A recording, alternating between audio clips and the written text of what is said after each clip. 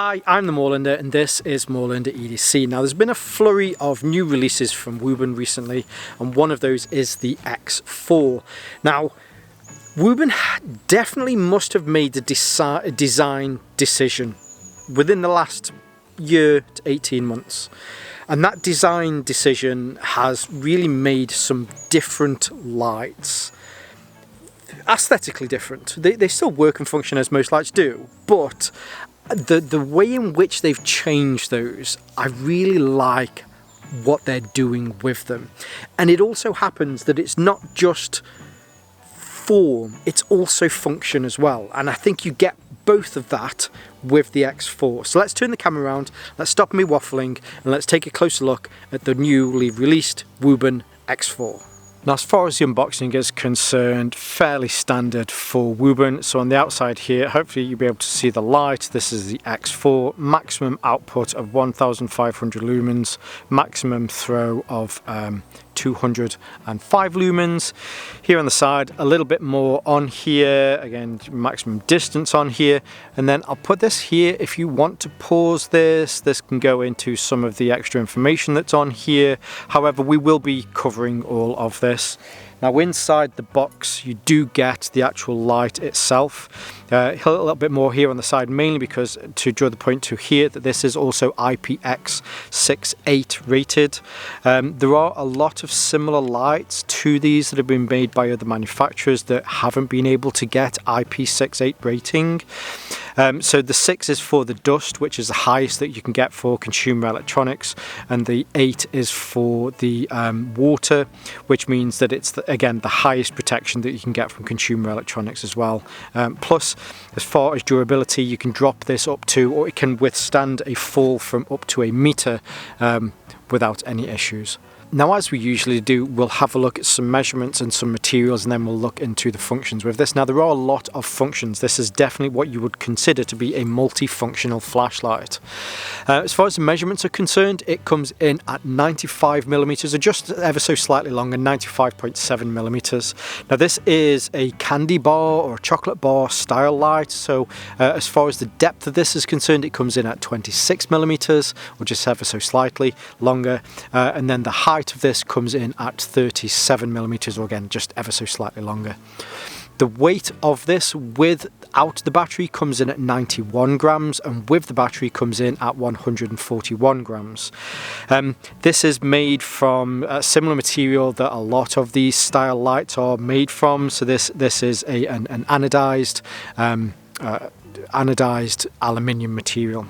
Now, I did mention, so as far as the battery is concerned, so this does come with and without the weight of the battery, because you can actually remove the battery from here. So you just have this lockable gate here, which if you push this forward. Now, I will say, when I first got this, it was really difficult to undo that lock. The first time I undid it, after that, it's become a lot easier. You then push this down and you'll see the spring gate opens, and on the inside here, there is an 18650 battery. So if you do need to be able to swap this out, if you need to be able to put a different battery into here, then you can certainly do that. Now, this isn't a proprietary battery. If you have some other 18650 batteries and you want to be able to hot swap these, you can certainly do that as well. But it just drops in there, closes shut, and then on the end you just need to push that back down again, and that will lock that into place. Actually, make sure it's completely down, and that will lock that into place. There is also a magnet here on the end, which is nice, because it's a good strong magnet rather than some of those kind of weak magnets that you get in some lights that won't hold the weight of the light itself. This will hold the weight of the light, and yeah, you can kind of hang that off anything and everything that is magnetic. Now, in the end here, hopefully you'll see that there is quite a collection of different lights in there. So there are 4 emitters in total. These 2 in the middle have a reasonably clear lens. The one here on this left hand side has a TIR lens, and the one here on the right hand side, this has a this has an orange peel lens. So the light that you get from this is reasonably directional, but it's also quite diffused as it comes out from the end here as well. So we will have a look at this in the dark, but you'll be able to see the effect that each of those combined creates. There are also some lights here on the side, so there's an array of white lights here, and then there are some RGB lights here down at the bottom. Now this is all done through a few different buttons and switches as far as the UI is concerned. It's not particularly difficult, but it definitely takes some remembering. The main button for on and off is here on the side. You press this in and it will turn it on and off, and then there is a jog dial here which either changes the lumen levels or it changes different modes. But to make sure you know whether you're using the kind of the business end or whether you're using the side end here, there is a slider here. So if you're concerned about turning this on in your pocket by accident, by having it here down at the bottom, this is on its locked setting. To operate the lights that are here on the side, you then slide this forward so that it's on its first setting, and this is the kind of the light that projects from the side. And again, it's all done through this button here on the side. So whilst, actually to turn it on, let's just go through these. I was going to do it the other way. Let's start on the white light. So to turn the white light on, you just press the button on the side, turn it on, turn it off, and that's how you turn it on. Now when it is on, you can then use the jog dial so that you can then roll through the different lumen settings. Now hopefully you saw there was a flash on that. So when it's on its lowest setting, so that you don't just keep kind of scrolling, its lowest setting is 1 lumen. So there's a plane going over at the moment. But then when I scroll it the other way, when it gets it onto its highest setting, which is 100 lumens, you'll see that it flashes there again. Now you can turn to the RGB light, and to do that, whilst it's on, if you do a long press on this button, that will then change it to its RGB lights. To change the colour of the RGB lights, you then use this jog dial and it will scroll through them, or if you do it the opposite way, it will scroll through those as well.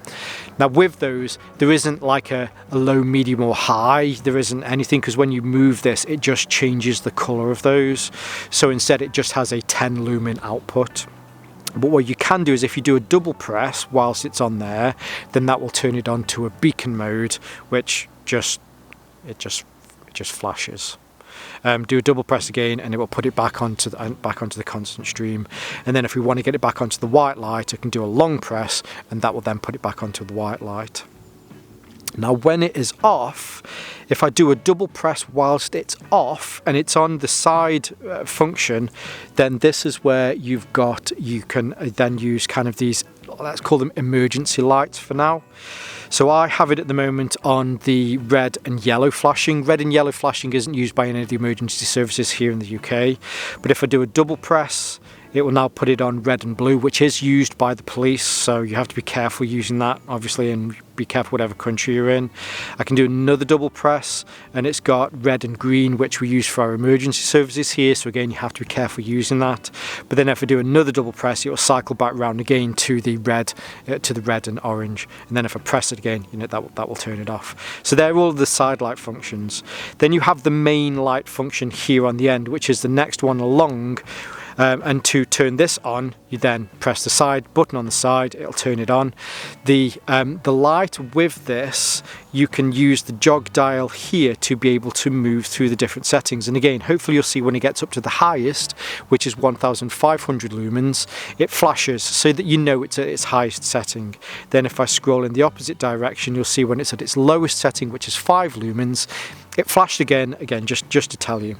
Now it's not got a ramping feature, this is a ramping feature rather than a stepped feature. But again, so if I press this down there, hopefully you'll be able to see as it hits my hand there. So there's quite a bit of kind of judgment. If you want it roughly halfway, you kind of have to guess roughly where that is. But when it is on, or let's say if it is on, so let's put this down onto its lowest setting. Rather than using the jog dial, if you did want to put it up onto its highest setting, you can do a double press and it will put it onto turbo. Or if it is that you're on turbo and you want to put it down immediately onto its lowest setting, you can do another double press and that will then put it down onto its moonlight mode. So you can do a fast kind of switch between the turbo and the moonlight. But if you want to put it halfway kind of in between and you kind of guessing what is, I don't know, let's 800 lumens, it really is kind of guesswork as to where it is on that jog dial. There's no way to be able to change this so that you can then set it to like a stepped system where you have low, medium, high and turbo. If it is that you're really sure that you just want to put it onto its moonlight mode, so there's 4 settings here. So now it's locked, then you have the side light, then you have the main light, and then there is a moon there right at the end. So if you're indoors and maybe you're trying to find something, I use moonlight mode all the time because I lose things in my room and I'm trying to find it. I don't want to wake up Mrs. Moorlander, so I put it onto the moonlight mode. With this, I can just push it all the way forward, not worrying what mode that it's on, because now when I turn it on, it's always only going to be in moonlight mode. Now there is kind of a quick access to turbo, and that's here on the end. So it does have like a tactical clicker mode. Now if at this moment in time it's still on moonlight. Now even with the tactical clicker on the end, it will only ever put this onto its moonlight mode. Now either of the other 2 modes, let's just make sure that's turned off, so whether it's the forward facing light or whether it's the side facing light, if I press this on the end now, it will give me instant access to turbo, and that's a momentary instant access to turbo. So I press it down, I let go, and it turns it off. I can do a double press and it will give me instant access to strobe. The thing with this is you just have to make sure that it's on one of these 2 modes. If I could change anything about this, I would probably make it so that even on its moonlight mode, if you press this on the end here, it still gave you instant access to turbo. Mainly because if you're in a pinch and you're concerned maybe you do need to use this to startle somebody, or maybe you've been attacked and you need to use this kind of tactically, you want to throw that forward and not worry that you've actually gone into moonlight mode rather than staying on the main mode. So now if I throw that forward, it's on moonlight, whereas what I want to do is I just want to push it forward so you could kind of preempt that in your pocket, pull it out, and then use this to kind of defend yourself if needs be. One thing that I've not touched on is underneath here, the light's kind of falling on this now, but there is your charger. Or there's your USB-C. I've used this with the cable that it comes with. It works perfectly. There are 6 other cables that I try and test this with. It only worked with 3 of the cables. Now that's not because this is a proprietary charger. That's purely because the lip on the side of here that this slides up and down on, some of the chargers have quite a fat kind of plastic end to them, so when it pushes in, it doesn't seat properly. But I will say that 3 of them that I did try this with, and the one that it comes with, all charged with this perfectly, had no issues whatsoever. Now there's a lot to talk about there, so let's fast forward, let's go down to the pond and let's see how this works in the dark. Okay, now we'll go through the settings. Oh, there's quite a lot on here. So I guess first on we'll go through that kind of emergency light mode. So while it's off, if I do a double press on the button on the sides, this is where you've got that red and blue. Now when it comes to you, I don't know if I mentioned this earlier, but when it comes to you, it comes with the red and blue on. That's its kind of, that's its default setting. So again, you can do a double press and that will change it to red and green. You can do a double press and that'll change it to red and yellow. Let's do this so it's kind of, I've got it about 1 meter above the floor now. You can see the floor a little bit better when it's on the yellow, and then you press it again and that will turn that off. What you can then do is, rather than a double press when it's on that side light, if you do a single press, that will turn the side light on for you. And then you use the jog dial. Now, one of the things I will mention, or I didn't mention earlier, is it almost kind of feels like it's left-handed. So being right-handed, I want this to throw out from my right hand, but the jog dial's underneath here whereas if I hold the jog dial under my thumb, it now presses against my hand. So I will say that if you're left-handed, this might be a better light for you. It just, with this side light on the side, it kind of throws into your hand.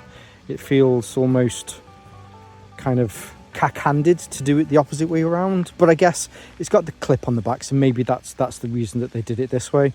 But with this dial on the side, so let's put it down onto its lowest, which is just 1 lumen. So if I put this here on this bench here for a second and take a few steps back, so 1 lumen does a very good job, especially in pitch black. I think if you wanted to use this for camping, just so you can do some reading, whatever it is that you want to do, 1 lumen's great. I always say this a lot, especially for low light conditions. When it's pitch black, 1 lumen produces a lot more light than people give it credit for. And then you can scroll, hopefully this, so you can see I turned it purposely the wrong way. So if I turn it again the wrong way, it flashes. So I know I'm turning it the wrong way because it's on its lowest setting. But if I turn it the opposite way, eventually it'll flash again, which allows me to know that it's up at its brightest. And again, when it's at its brightest, I'll do another roll and you can see that it does the same. So that goes from 1 lumen all the way up to 100 lumens. Put this back down on this bench again. Make sure it doesn't fall over. Yeah, it's not the best. I was hoping it was going to flood this little area. Let's put it right on the edge of the bench. Now you can see it floods the area a little bit better, so even going there out into the pond a little bit more. So 100 lumens does a great job there on the side. Now, I forgot to mention, so when it's on the RGB mode, the lights on the side for RGB, they're all 10 lumens. So whether it's red, green, whatever the different colours. I'm going to put that back on again, and let's turn this down because it is quite bright, especially. See, because it's pointed out, I'm looking here to try and find where the jog dial is, but the jog dial's underneath it. And then when I turn it the way that I want the jog dial to be, it's kind of in my hand. So let's turn that down. There we go. Now when it's on its side, or when that light's on, you can do a long press, and that will change it into its RGB mode. And then with the jog dial, which again, I'm kind of trying to find with my thumb, it's not on the top. This is where you then use the jog dial, and then this changes through the different RGB modes. There isn't a lighter or a darker version of those modes. They're all 10 lumens. Let's turn that back off. Now I can slide the slider forward again, and this puts us on to the main light mode. So let's just check.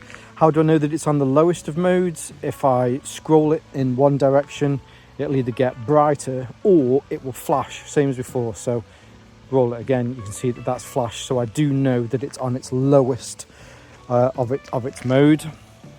So this is 5 lumens when it's on its lowest mode, and then you can keep scrolling, and then the lightest it will get is 1500 lumens. So there's your 1500. Scroll, and then I know again I've done it the wrong way because it's flashed. So if I want it to go down to its lowest, there's 5 lumens. As mentioned, you can do a double press whilst it's on this mode, and that will take you up to its highest.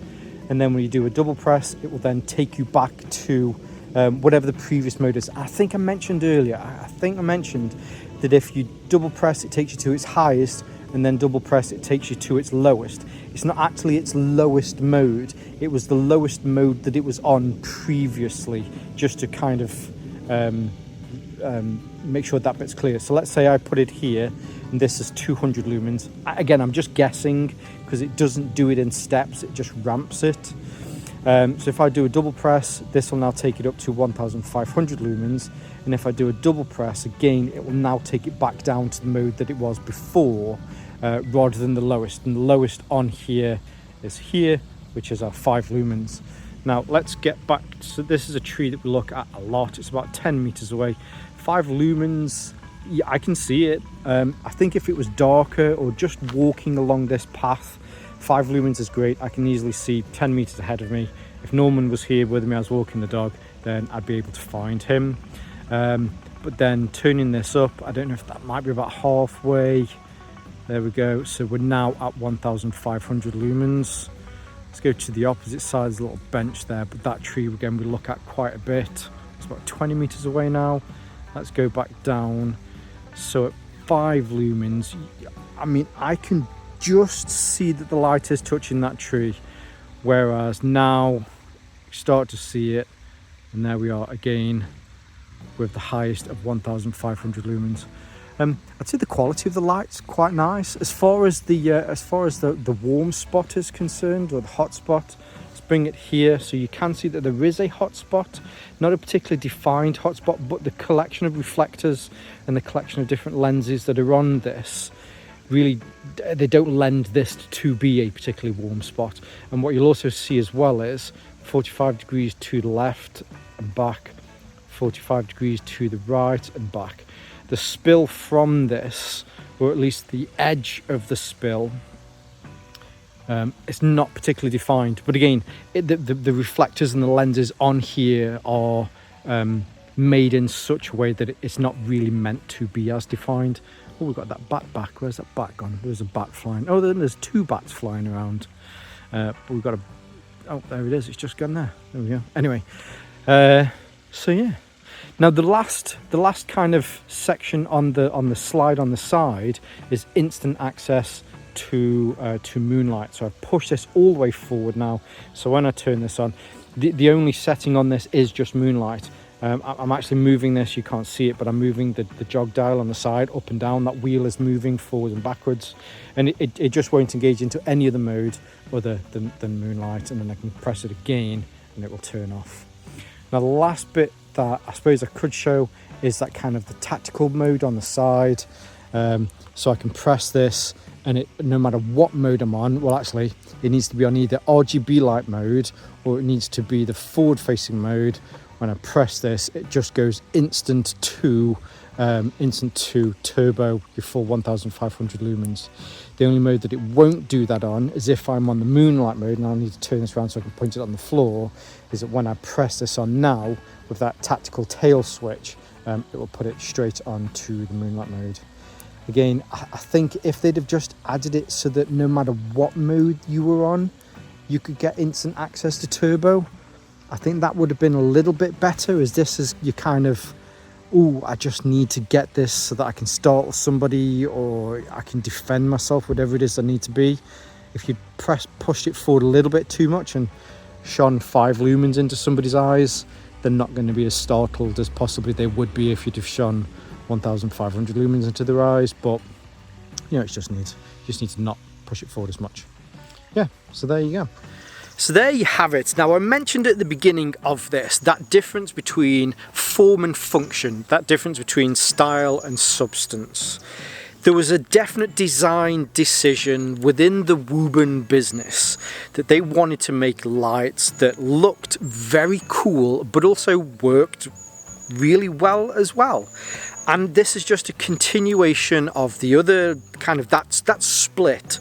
So Wuben still make traditional lights and torches and flashlights, but then they also have these, I really do like the kind of futuristic industrial kind of look to them, and it just continues with the X4.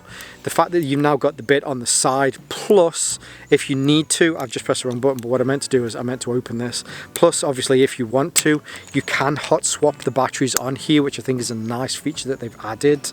I think the X4 is a very nice light, and I think for EDC, more of a multifunctional light, as lights generally tend to be. There's definitely been a trend the last 2 years, rather than lights just having a light emitter, they have multiple emitters, they have multiple different colours, multiple different kind of use forms, use situations. Anyway, you know what I was trying to say. Yeah, X4, it's really nice for that. Now, as I mentioned in the little disclaimer at the front of this, full disclosure, this was sent to me from Wuben, so I do want to say a huge thank you to Wuben and give them a big shout out to the team there. Of course, I'll leave their links below so that you can see more from them. I'll leave some of my social media links here on Moorlander EDC and my sister channel, Moorlander Tactical. And whether you're watching this on YouTube or Rumble, as always, stay safe, stay Moorlander, and stay EDC. Hi, I'm the Moorlander, and it's been a flurry of new releases from Wuben recently, and the X4, I don't know what I was going to say. Hi, I'm the Moorlander, and this is, let's make sure we're plugged in. I always have to do that, get a bit anal and start worrying. Anyway, use case. I meant to say use case, but clearly my dyslexic brain got a bit dyslexic and forgot what it was going to say. Of course it did, Wazik. Anyway, hope you're good. Again, I'm not sure what day this is coming out, but whatever day it is, I hope you there, I hope you have had an awesome day. It's going to rain, well shit. Either that or a squirrel's just pissed on my head. Anyway. That's 2 thumbs fresh. See you in a bit. Shut up, stupid bird.